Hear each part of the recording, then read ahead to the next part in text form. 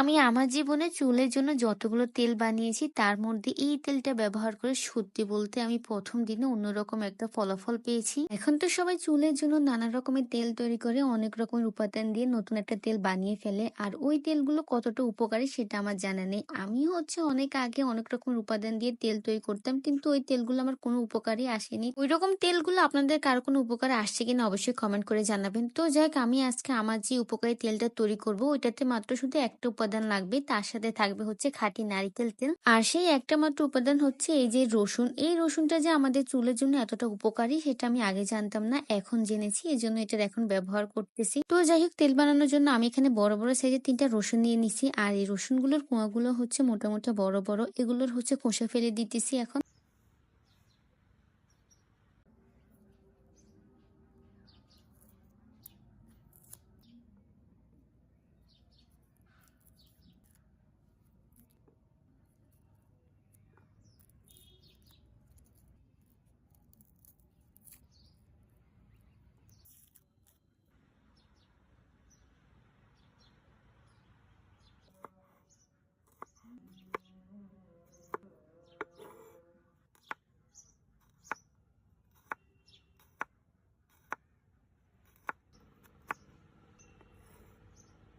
রসুনের কোয়াগুলোর খোসা ছুলানো হয়ে গেছে, এখন এই রসুনগুলোকে কুচি কুচি করে নিব।